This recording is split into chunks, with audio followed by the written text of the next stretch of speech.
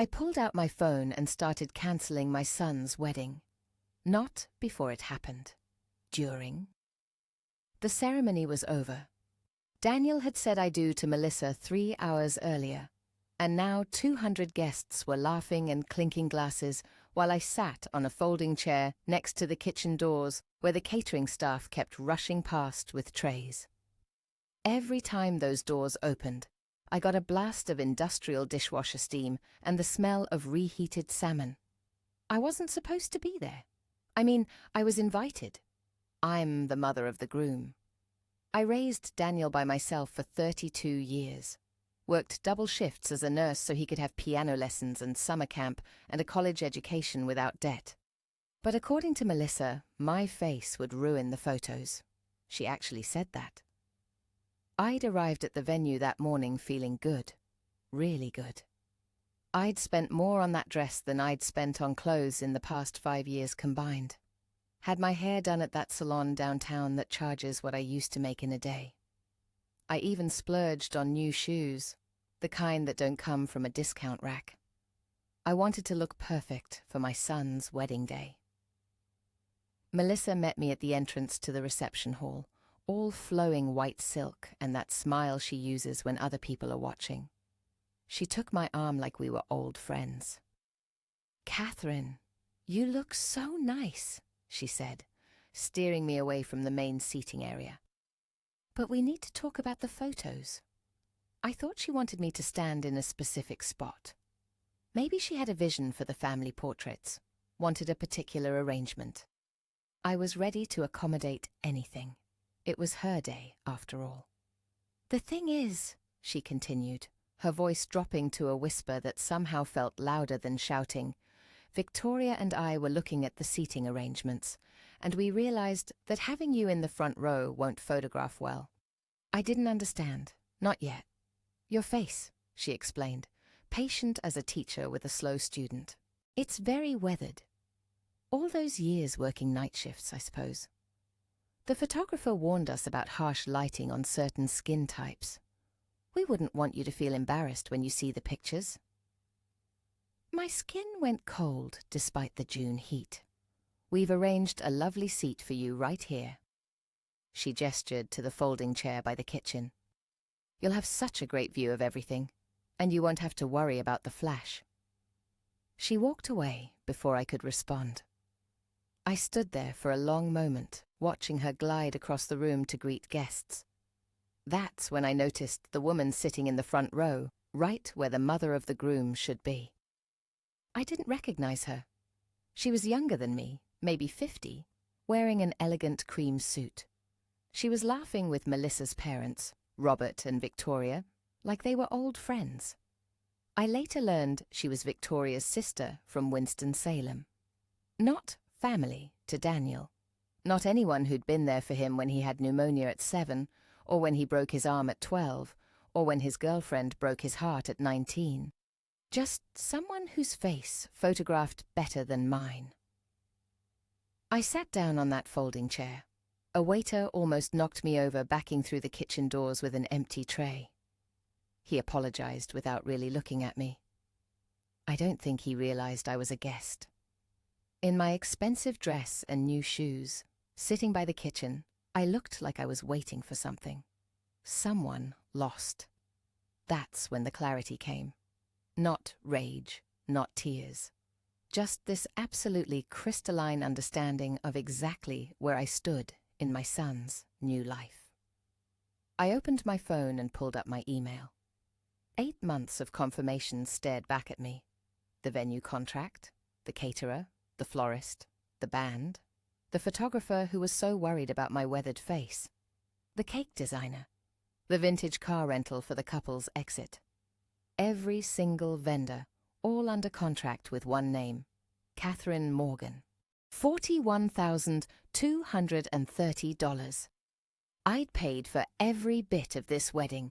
Not contributed, not helped with, paid for entirely.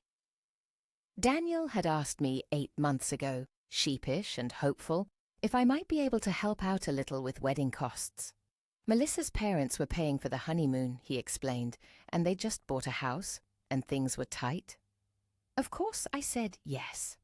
Here's my son, my only child. I had money saved. 34 years of nursing, living carefully, investing the life insurance payout from my parents' accident. I had enough. I thought I was investing in my son's happiness. The wedding coordinator had put everything in my name because I was paying the bills. Simple as that. Daniel was copied on the emails, but every contract, every deposit, every final payment had my signature. Subscribe to Stories of Revenge if you want to hear what I did next. I watched Melissa pose for photos with her parents, with the aunt in my seat, with friends and distant cousins. The photographer kept calling for different groupings. I waited for him to call for the groom's family, for Daniel to look around and notice I wasn't there. He didn't. The DJ announced dinner service. Melissa had chosen a plated meal, 3 courses, each one photographed for her social media before anyone was allowed to eat. The waiters moved efficiently around the tables, white-gloved and choreographed, except they kept having to dodge around me to get through the kitchen doors.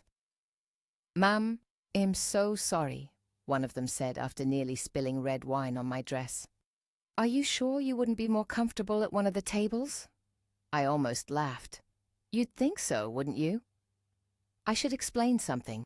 I'm not the kind of person who makes scenes. 34 years in nursing taught me patience, taught me to stay calm when people are at their worst, when they're scared and hurting and lashing out. I raised a son by myself without drama, without breaking down, without burning any bridges I couldn't rebuild. People in Charlotte know me as Steady Catherine, reliable, the one you call when you need someone level-headed. But sitting there by that kitchen door, I realized something that changed everything. I'd been so busy being reliable that I'd forgotten I was allowed to be respected.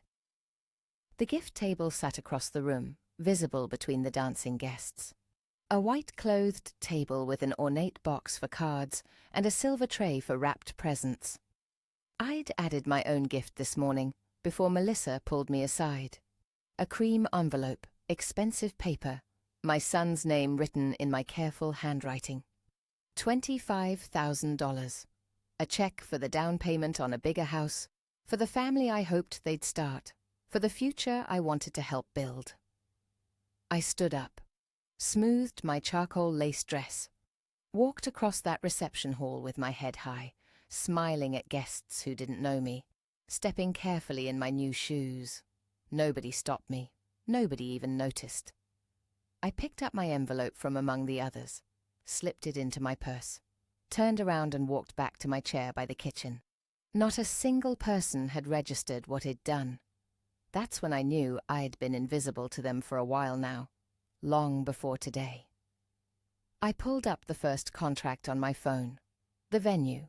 I'd paid 70% up front, with the final 30% due tonight after the reception ended. I found the owner's cell number. She'd given it to me months ago, told me to call any time with questions or concerns. It rang 3 times. "Catherine, is everything all right? Is the reception going well?" "It's lovely," I said, and meant it. The room did look beautiful. The flowers were perfect. The string lights created exactly the ambiance Melissa had wanted. "But I need to discuss the final payment." "Of course. It'll be by around 10 to settle up the account." "There won't be a final payment," I said calmly.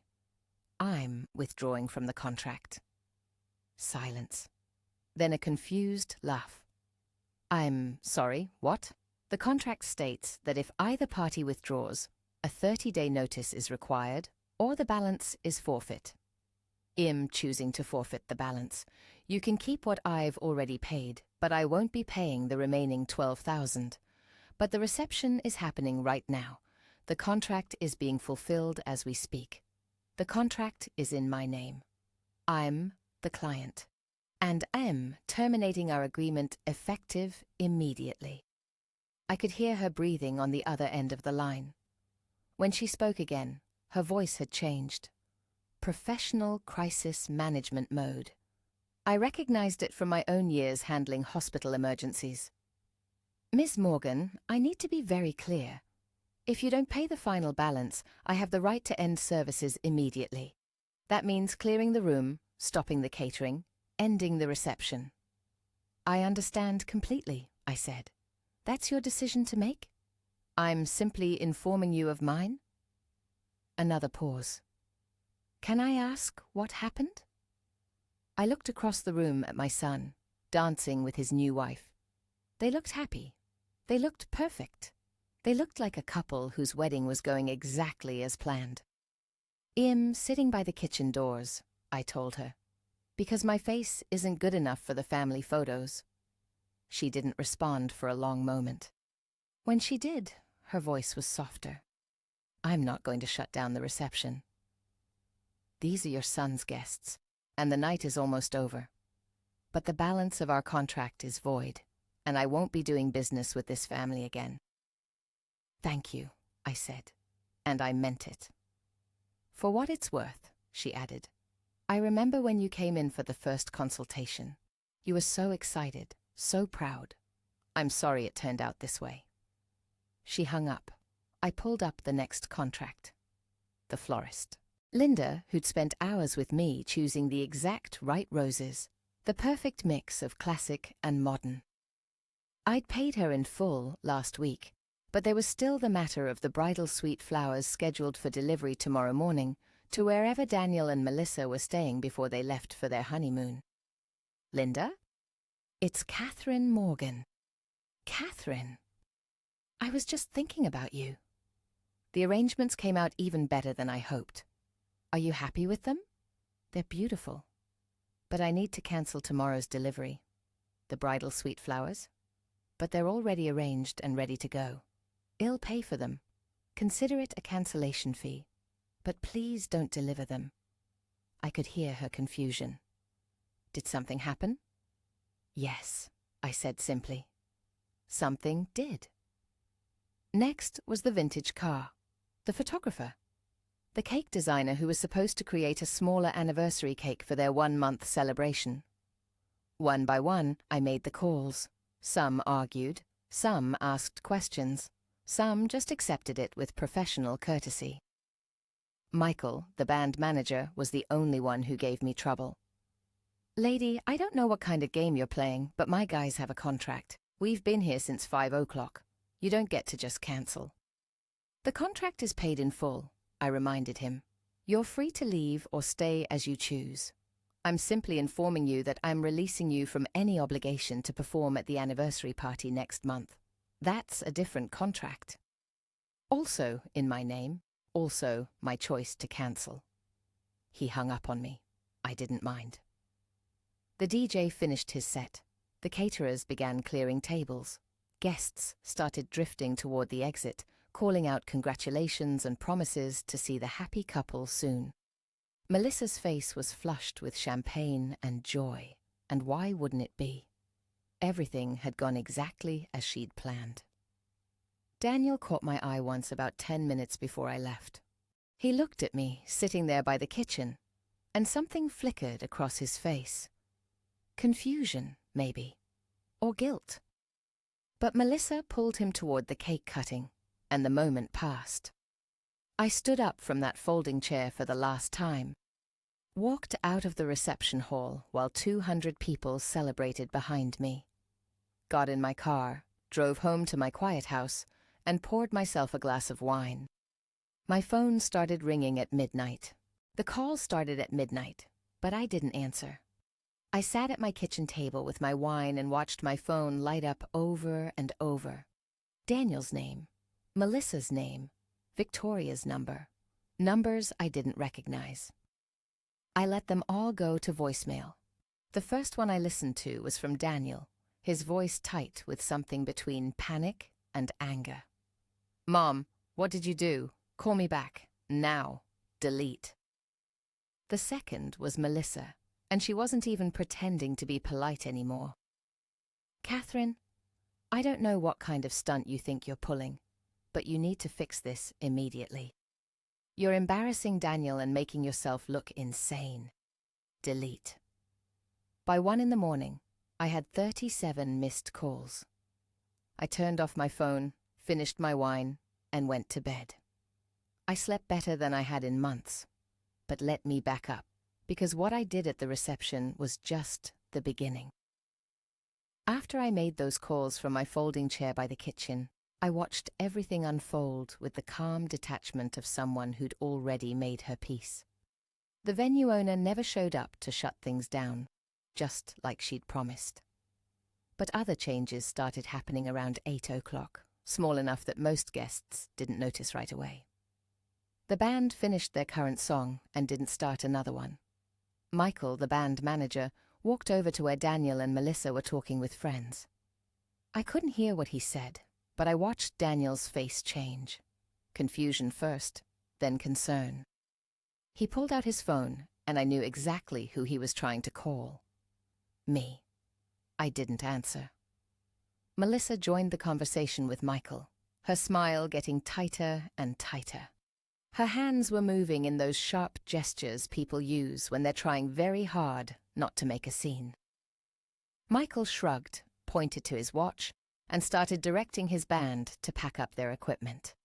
"Ladies and gentlemen," the DJ announced, stepping in smoothly, "let's hear it one more time for our amazing live band." Scattered applause. Confused faces. It was only 8:30. The band had been scheduled until 11. The DJ put on recorded music, but it wasn't the same. The energy had shifted. People noticed. Then the bar closed. Ryan, the bar manager, was professional about it. He didn't make an announcement, didn't cause a scene. He just started quietly packing up the top-shelf bottles, the ones I'd specifically paid extra for, so Daniel's college friends could drink the good stuff. When guests approached for drinks, he apologized and explained they were switching to a limited selection. Limited selection meant nothing. The bar was done. I watched Victoria march over to the bar, her face flushed. She gestured dramatically, clearly demanding an explanation. Ryan showed her something on his phone, probably my text message confirming the cancellation. Victoria's head snapped around, scanning the room. She was looking for me. I stayed very still in my chair by the kitchen. The catering staff had mostly finished their work, so the doors weren't swinging as frequently. I'd become part of the furniture, invisible. Victoria's eyes passed right over me. She grabbed Robert instead, pulled him aside, and I could see the argument starting. Robert got on his phone. More calls I wouldn't answer. The florist situation was the one that really got people's attention. Linda had been scheduled to do an evening refresh of the arrangements around 9 o'clock, plus install additional flowers in the courtyard where guests were supposed to gather for the sparkler send-off at 11. I'd paid extra for that. Wanted everything to be perfect for those final photos, the ones Melissa had been planning on her Pinterest board for months. At 8:45, Linda's assistant arrived. But instead of bringing more flowers, she started carefully dismantling the elaborate archway where Daniel and Melissa had exchanged vows. That's when people really started to notice. "Excuse me, what are you doing?" One of Melissa's bridesmaids approached the assistant, her voice sharp with confusion. "Retrieving our equipment, ma'am. The contract's been terminated." Terminated? What does that mean? It means we're taking back anything that wasn't paid for in full. The archway came down piece by piece. The beautiful twisted branches, the roses, the silk ribbons. Linda's team worked efficiently, professionally, completely unbothered by the growing crowd of confused guests. Melissa appeared, still in her wedding gown, her face pale. "Stop. You can't do this. This is my wedding." Linda's assistant paused, sympathy flickering across her face. "I'm sorry, but the person who contracted our services has cancelled the agreement. We're legally required to remove our property." Who cancelled it? The assistant checked her clipboard. Catherine Morgan. I watched Melissa's face as she processed that information. Watched the confusion turn to understanding, then to fury. Her eyes started scanning the room, really looking this time, not just glancing past the help and the forgotten corners. Our eyes met across the reception hall. She'd finally seen me. I didn't look away, didn't smile, didn't frown. Just held her gaze with the same calm I'd learned in 34 years of dealing with people having the worst days of their lives. She started walking toward me, fast. Her dress was bunched in her hands, her heels clicking hard against the floor. I stood up, collected my purse, and walked out the side exit before she could reach me. Behind me, I heard her shout my name, heard the click of her heels speed up. But I was already in the parking lot, already in my car, already driving away while she stood in the doorway in her $1,000 dress, screaming at someone who was done listening. That's when my phone really started exploding. The next morning, I woke up to 147 missed calls and 73 text messages. I made coffee, fed my cat, watered my plants. Normal Sunday morning routine, except for the constant buzzing of my phone on the kitchen counter. I finally listened to the voicemails around 10. Most were from Daniel, his voice getting more desperate with each message. "Mom, please pick up. I don't understand what's happening. People are saying you cancelled things? That can't be right. Call me back, please." Then, "Mom, this isn't funny. Melissa is losing it. Her parents are threatening to sue you. Just call me and explain what's going on." And finally, at 3 in the morning, "I don't know what Melissa said to you, but we can fix this. Just talk to me, please." The thing is, he never once asked if I was okay. Never wondered why I'd been sitting by the kitchen doors. Never questioned why his mother wasn't in the family photos. He just wanted me to fix the problem I'd created. Victoria's messages were less pleading and more threatening. "Catherine, I don't know what kind of mental breakdown you're having, but you've humiliated my daughter on the most important day of her life. Robert is contacting our attorney. You will pay for every service you cancelled, plus damages for emotional distress." Robert's single message was short. "Expect legal action." And Melissa? Her messages were something else entirely. "You bitter old woman. You couldn't stand that this day wasn't about you. Daniel's going to cut you out of his life completely. You've lost your son over your petty jealousy. Everyone saw what you did. The whole family knows you're unstable. Don't expect any relationship with your future grandchildren." That last one made my hand shake. Not with fear, with rage. Future grandchildren. She was already using children who didn't exist as leverage, as bargaining chips, as weapons. I deleted all the messages and made another call. Elizabeth Cross's office. "This is Catherine Morgan. I need to schedule an appointment with Elizabeth as soon as possible."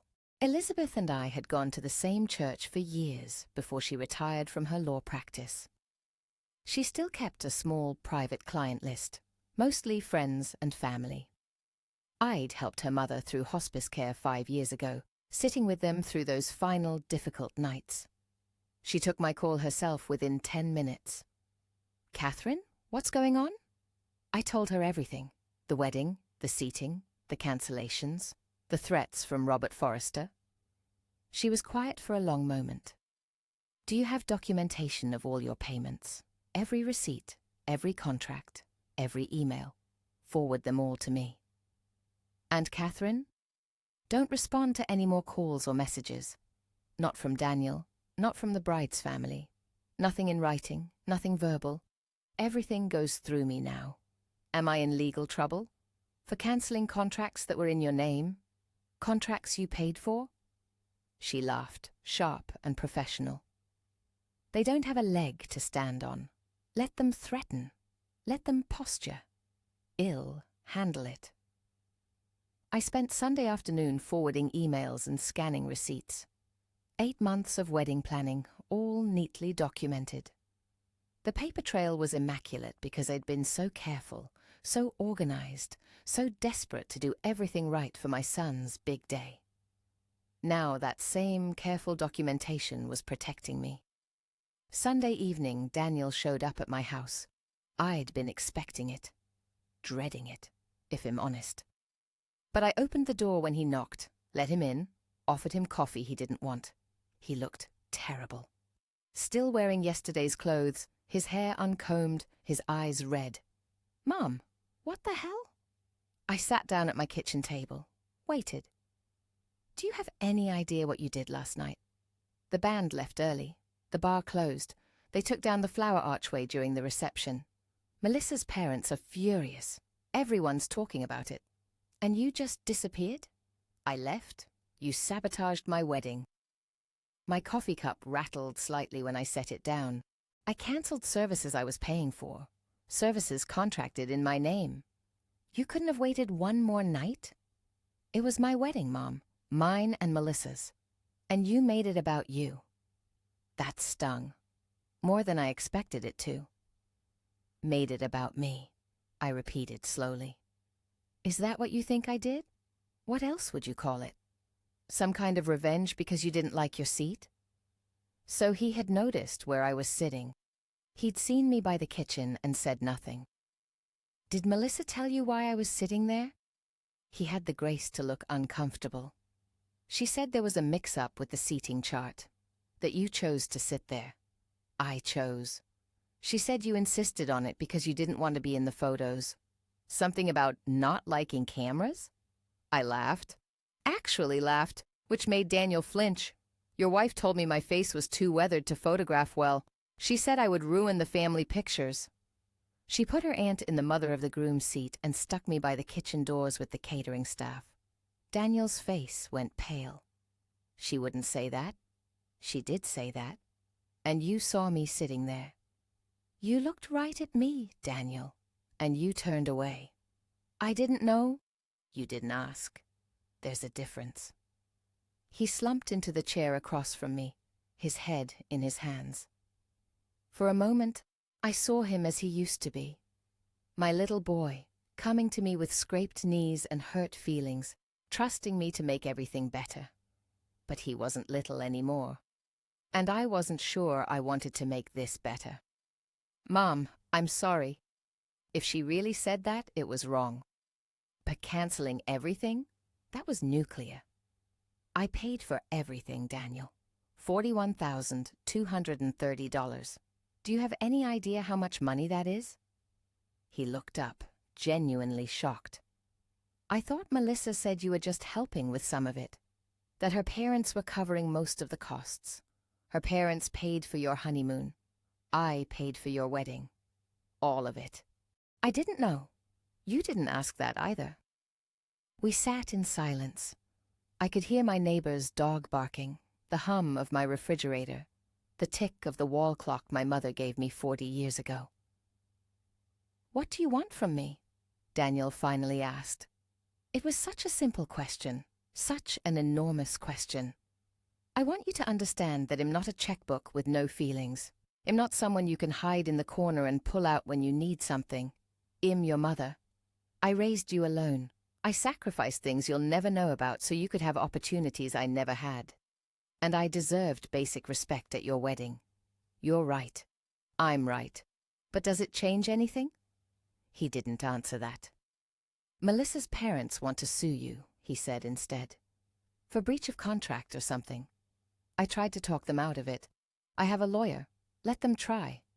She's my wife now, Mom. I can't just take your side against her. I'm not asking you to take sides. I'm asking you to see what happened, really see it. But looking at his face, I knew he couldn't. Not yet. Maybe not ever. Because seeing it meant acknowledging that he'd failed me. That he'd stood there in his tuxedo, getting married, while his mother sat by the kitchen because her face wasn't good enough. That was too much to carry on what was supposed to be the happiest day of his life. He left 20 minutes later.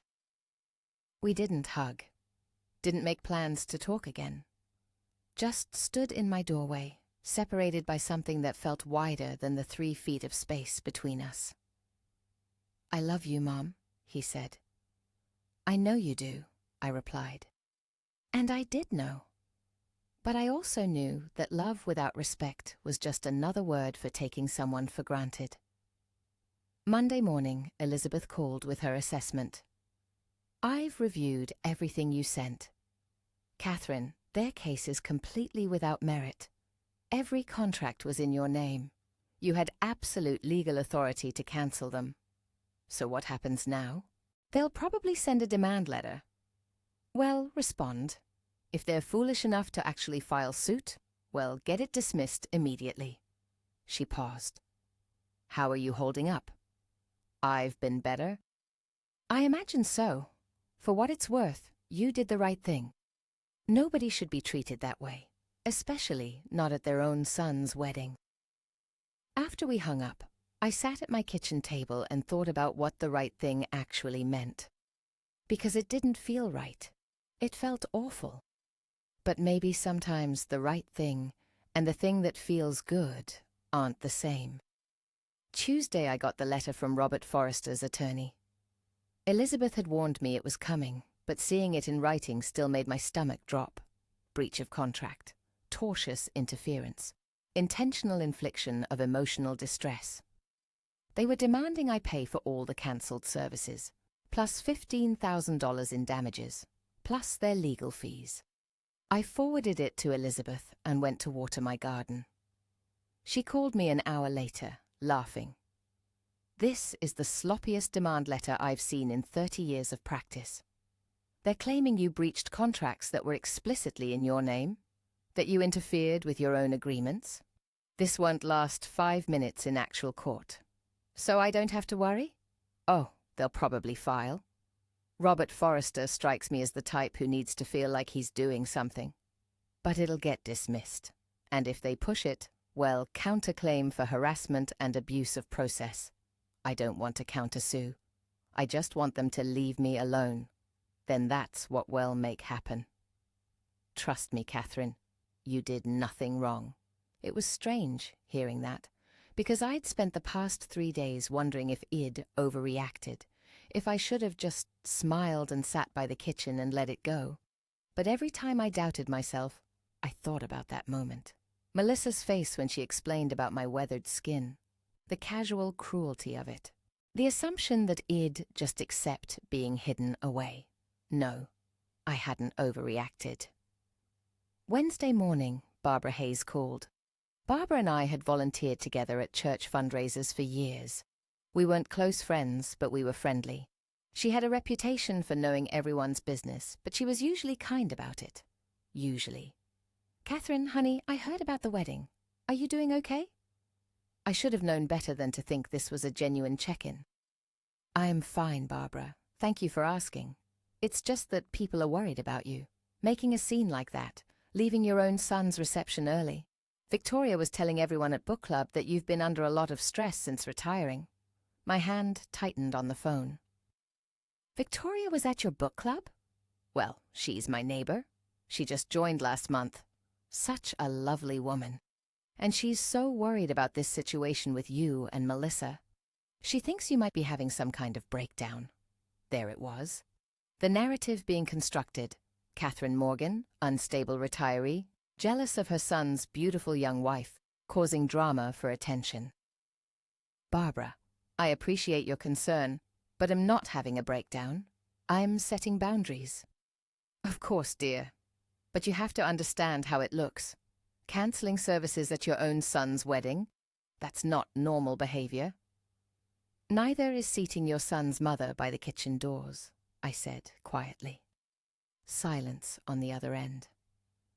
I'm sure that was just a misunderstanding, Barbara finally said. I'm sure it wasn't.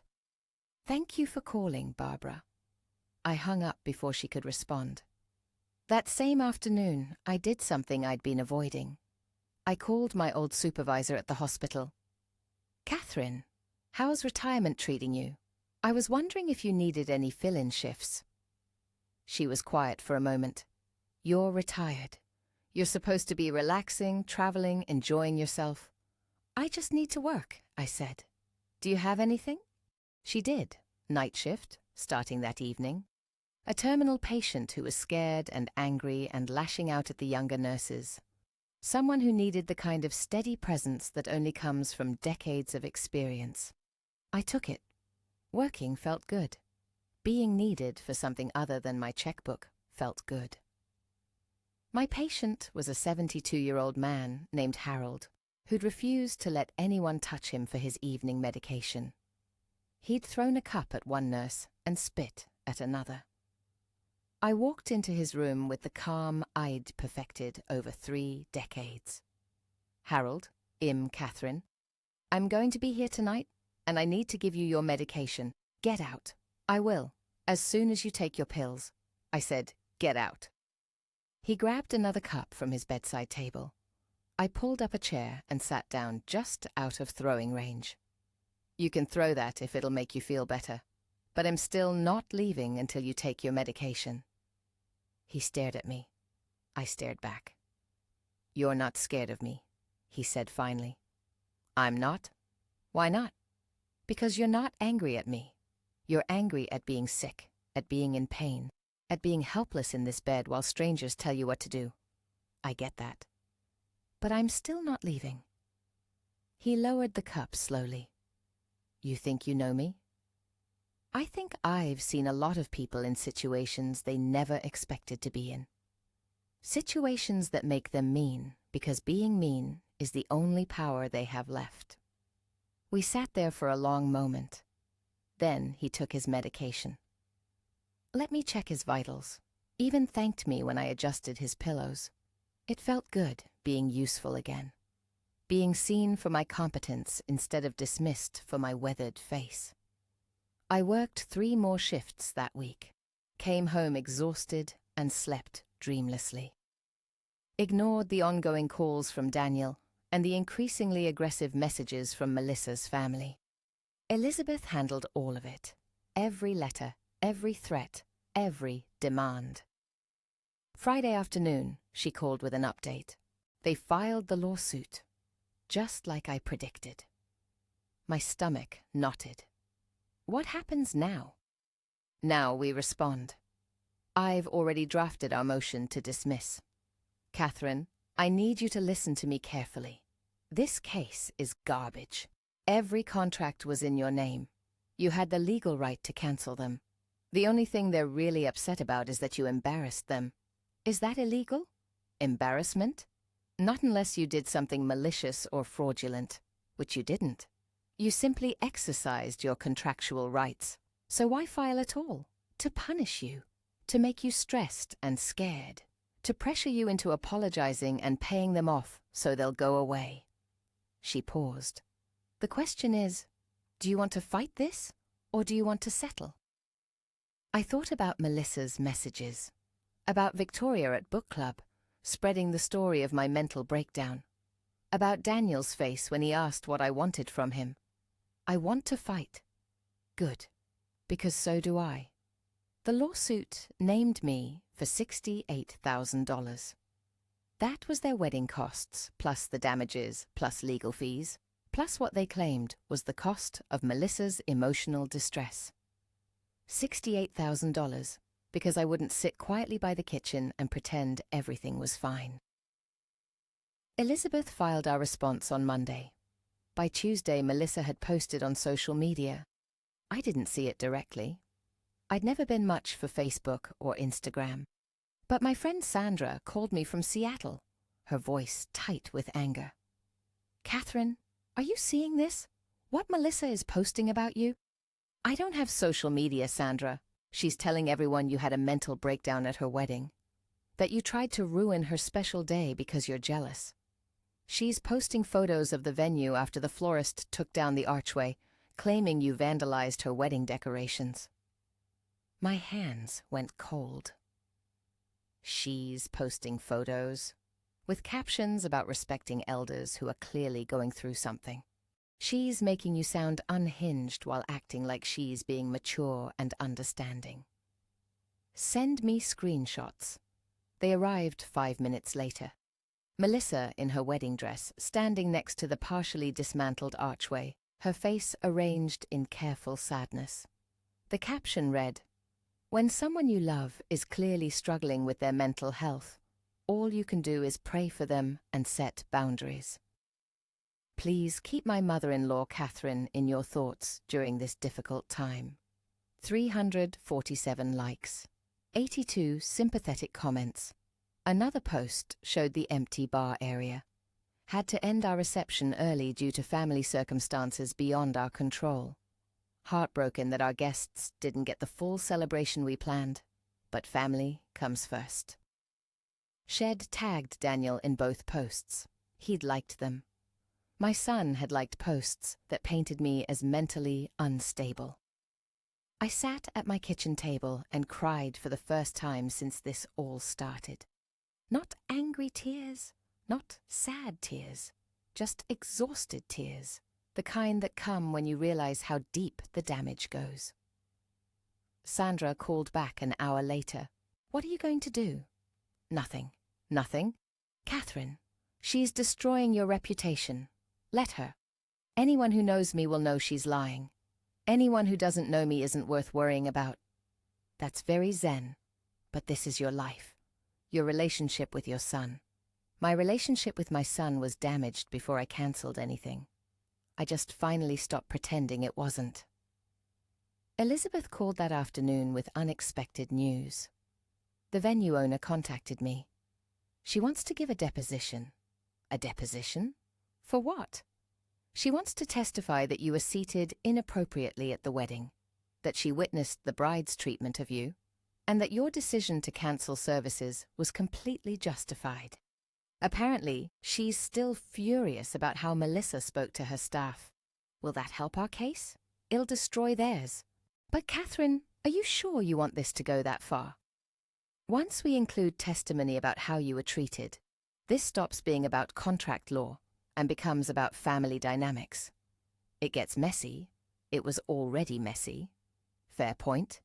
I'll schedule her deposition. That night, Daniel called again. I answered this time. Mum, you have to drop this lawsuit. I didn't file it. Melissa's parents did. Then tell them you'll pay what they're asking. This is tearing our family apart. Our family was already torn apart, Daniel. I just stopped pretending to hold it together by myself. That's not fair. I've been trying to make everyone happy. How's that working out? He didn't answer. You can't make everyone happy in this situation, I continued. Someone's feelings are going to get hurt. Someone's going to be disappointed.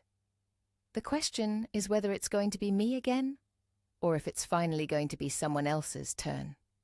She's my wife, and I'm your mother, the one who raised you, the one who paid $41,230 for a wedding where I wasn't allowed to sit with my family because my face wasn't pretty enough. She didn't mean it like that. How did she mean it then? Silence. That's what I thought. Daniel, I love you. But I'm done making myself smaller so other people can feel bigger. If that makes me the villain in Melissa's story, I can live with that. What if it makes you the villain in my story? That hurt. More than the lawsuit.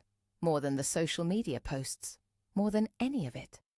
Then I guess you'll have to decide if that's the story you want to tell about me. About us. About the 32 years before Melissa. I hung up before I started crying again. The next morning, Elizabeth called with news that changed everything. We got their response to our motion to dismiss. Catherine, sit down. I was already sitting. What is it? They're claiming you had a premeditated plan to sabotage the wedding. That you manipulated contracts into your name specifically so you could have power over the event. She paused. They're calling it elder abuse. Elder abuse? Against whom? Against yourself, apparently. They're arguing that your behavior demonstrates mental incompetence and that Daniel should consider seeking guardianship to protect you from your own decisions. The room seemed to tilt. They want to declare me incompetent? They're threatening it. I doubt they'll actually file for guardianship, but they're putting it in the legal record as justification for their damages claim. The argument is that you're not mentally fit to have been making these decisions, therefore the contracts should be voided and you should pay for everything anyway. Can they do that? They can try. They won't succeed. Catherine, you're a retired nurse with a clean financial record and no history of mental health issues. No judge is going to declare you incompetent because you stood up for yourself. But it's going to get ugly. It's already ugly. It's going to get uglier. Are you still sure you want to fight? I thought about my parents, about 34 years of nursing, about raising Daniel alone and never asking anyone for help, about all the times I'd been strong because I had no other choice. I'm sure. Then we fight. And Catherine? We're going to win. I believed her. But sitting there in my quiet house, I wondered what winning would actually look like. Would I have my son back? My relationship with him? Or would I just have my dignity? Maybe, I thought, dignity would have to be enough. That afternoon, I did something I'd been thinking about all week. I booked a flight to Seattle. Sandra had been begging me to visit for years. Come stay with me, she'd said a dozen times. Clear your head. Get some space from all this. I needed space. Space from Charlotte, from the lawsuit, from the constant buzzing of my phone with messages I didn't want to read. I booked the ticket for 2 weeks out. Gave Elizabeth my travel dates. Told the hospital I'd need a break from the fill-in shifts. My phone buzzed. Another message from a number I didn't recognize. I almost ignored it. Almost. But something made me look. Mrs. Morgan, this is Linda, the florist from the wedding. I know this is unusual, but I wanted you to know that I told my story to your attorney.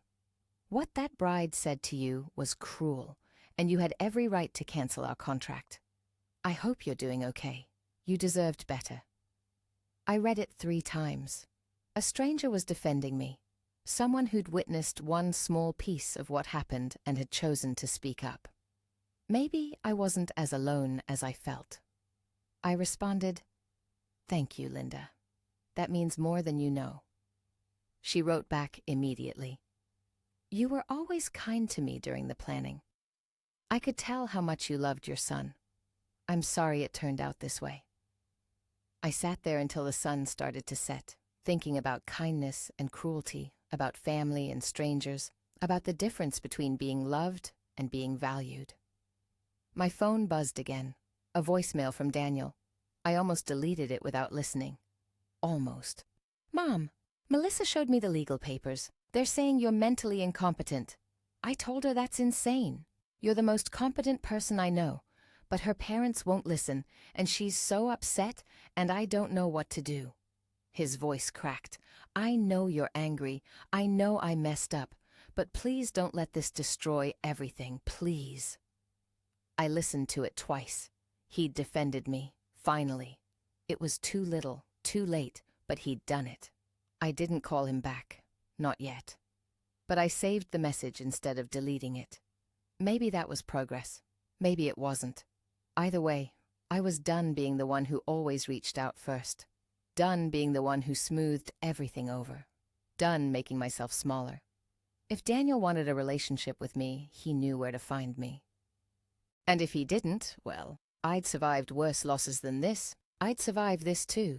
Elizabeth's cease and desist letter arrived at Robert Forrester's office on a Thursday morning. I know because he called me directly, which violated the letter's explicit instruction to communicate only through attorneys. I didn't answer. He left a voicemail. "You think you're clever, hiding behind a lawyer, but we both know what you did was calculated and malicious. This isn't over."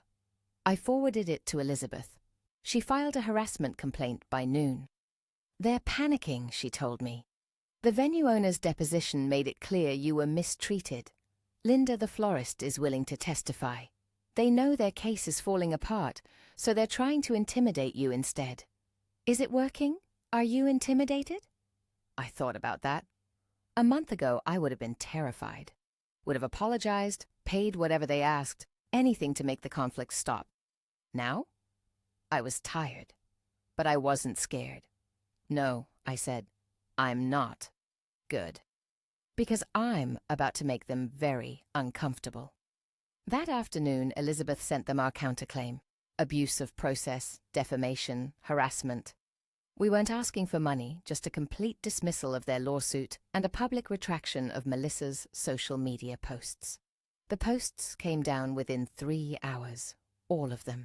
The wedding photos, the captions about my mental health, the sympathetic requests for prayers. Gone. But the damage was already done. Screenshots lived forever. Barbara Hayes had shared them in her church group. Victoria's book club had seen them. Half of Charlotte thought I'd had some kind of breakdown. I decided it was time to tell my own story. I'm not a social media person. Never have been. But I created a Facebook account that night and wrote exactly one post. My name is Catherine Morgan. 3 weeks ago, I attended my son's wedding.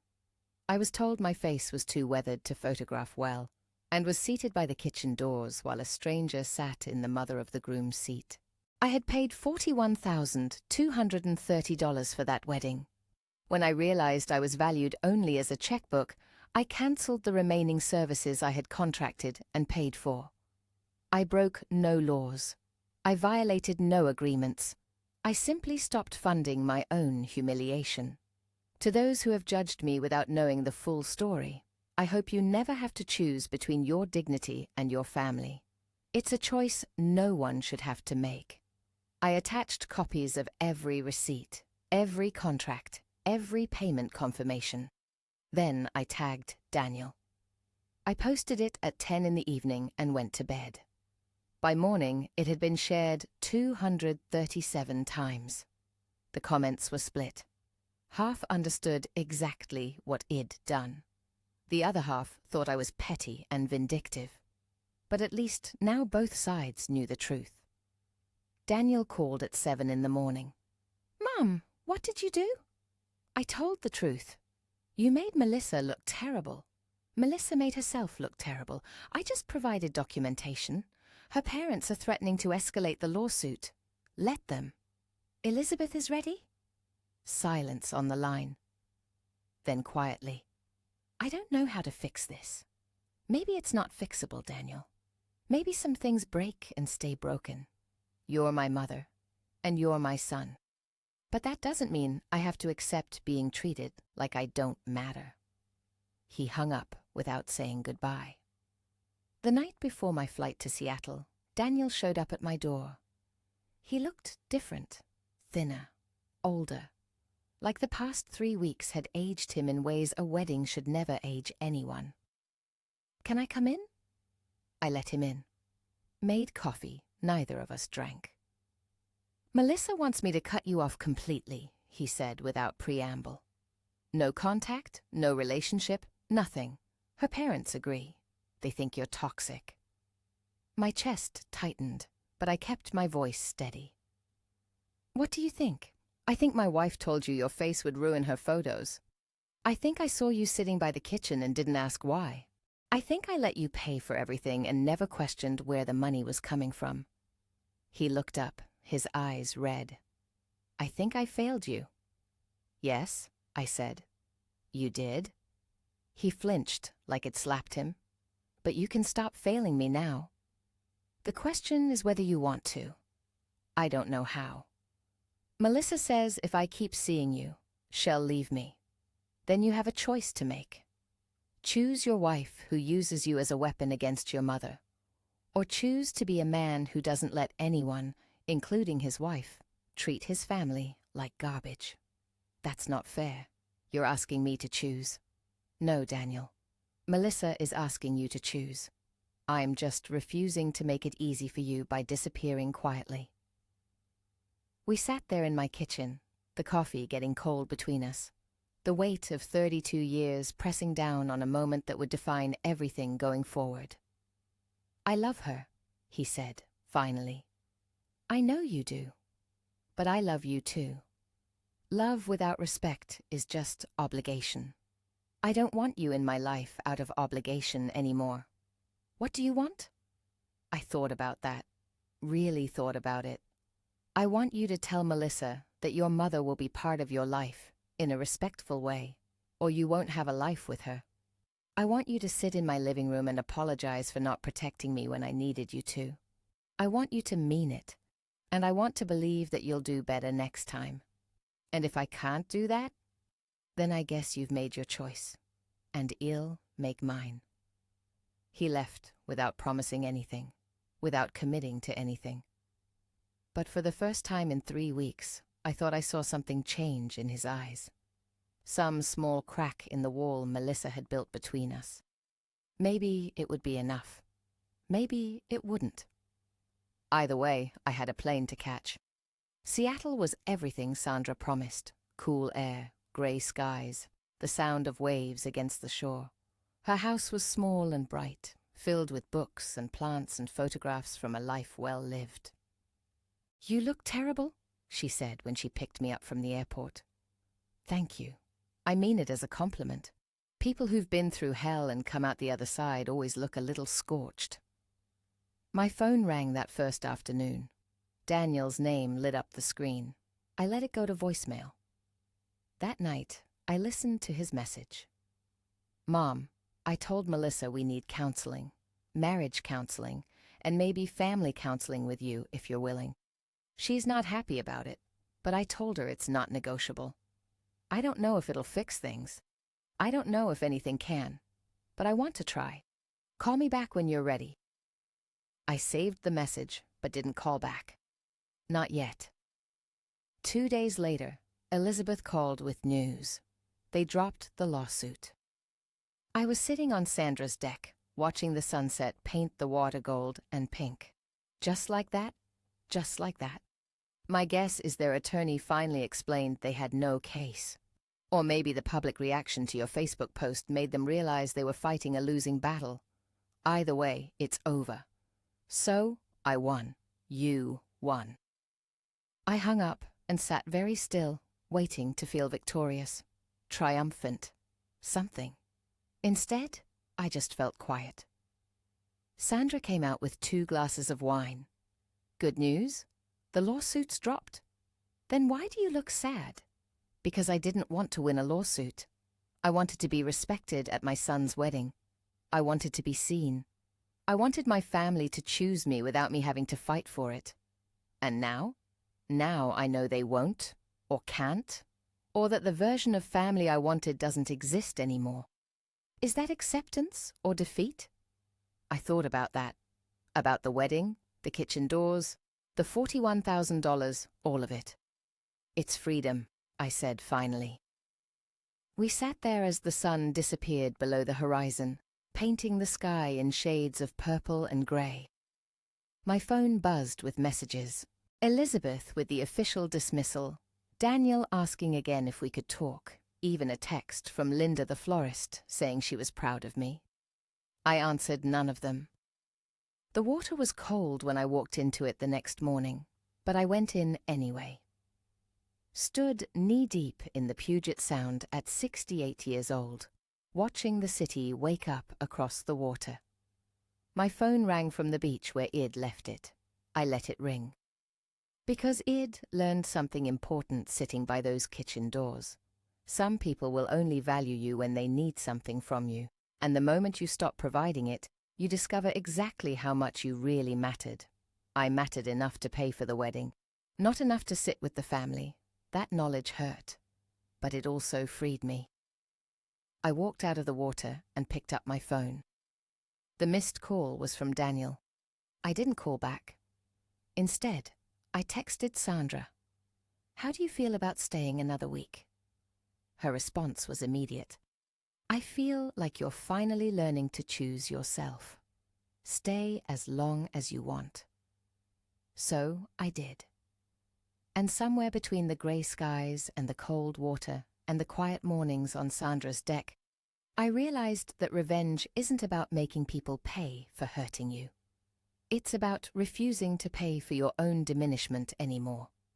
I'd spent $41,230 on a wedding where I didn't belong, but I'd bought something far more valuable than a party. I'd bought my self-respect back, and that was worth every penny. If this story resonated with you, subscribe to Stories of Revenge, because sometimes the best revenge is simply refusing to be small anymore.